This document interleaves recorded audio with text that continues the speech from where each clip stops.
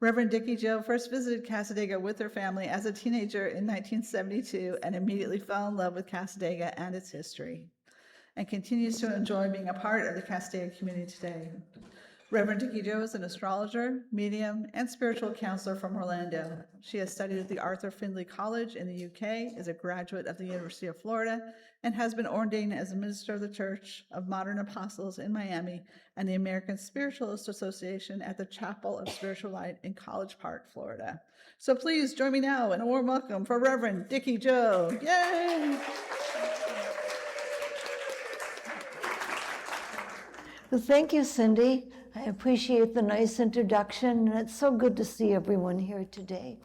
In thinking what you might enjoy in having a spiritual experience on this lovely Sunday, I kept thinking of nature and how important nature is in all of the spiritualist teachings. Our beautiful area around Colby Temple here with the fountain and the lake and the landscaping are part of it.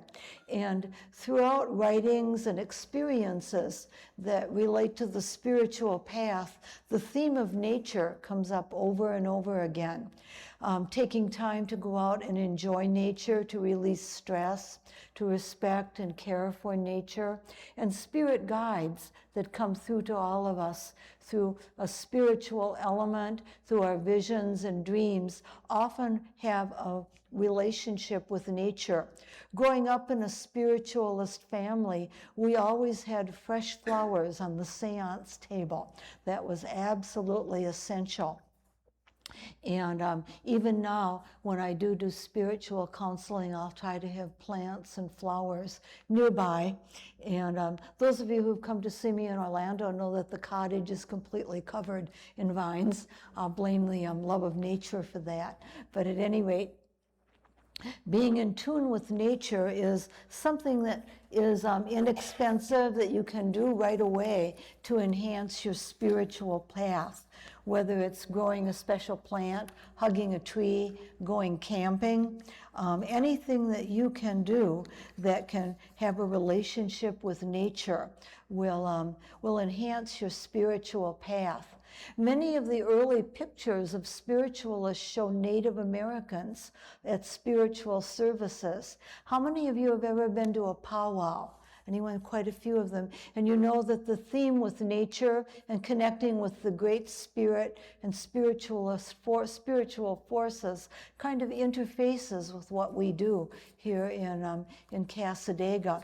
The costume that I'm wearing today, I have a Leo moon, so I always like to dress up, is an authentic Native American costume that represents light coming from the darkness. If you look carefully, you'll see the design is black at the bottom, and then bright colors come out. And that's really the theme of what I wanted to speak about today.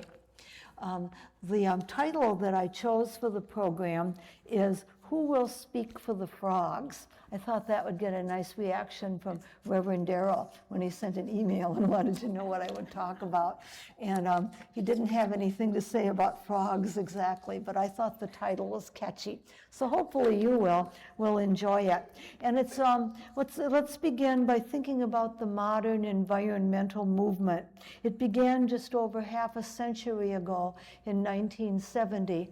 And in my home state of Wisconsin, Senator Nelson proclaimed the first Earth Day in April of 1970. And I was an exchange student in England at the time at the Cheadle-Hulme in Manchester. The high school found a way to get rid of me. I loved it.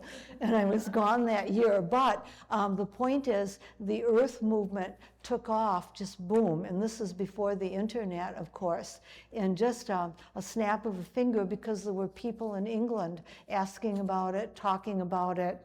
And it was, of course, very big in California and has continued to be big. Since that time, concern has deepened and the momentum for the movement has grown. The key factor involves addressing the explosive impact human beings are continuing to have of every aspect of life on Earth, our only home. People talk about outer space, but the larger the scope gets and the more intense the telescopes become, the more dead it looks to me. just dead rocks out there? What if we are the only ones that are alive in the universe? I know many of you believe in aliens. I'm not quite as convinced that there are any. The idea is, though, that our perceptions and our senses are not fully developed.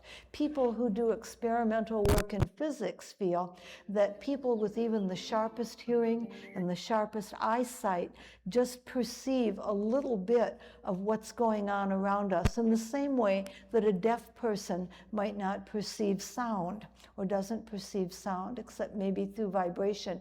There could be all sorts of things going on around us that we're totally unaware of. Isn't that an interesting thought to think of? I thought it was, that there might be all sorts of extended perceptions, and who knows what might be joining us here. And those of us who work with mediumship and development will understand that idea that there are voices, sounds, and perceptions. The clairs that we work with might be just the very, very tip of that iceberg. Long before the first Earth Day was recognized, though, there were people around us who knew that there was an impending conflict with nature that had to be resolved if we're to survive at all. Prominent among these was a Native American family from the powerful Duwamish and Squamish tribes of the Washington Territory, which is now Washington State and British Columbia.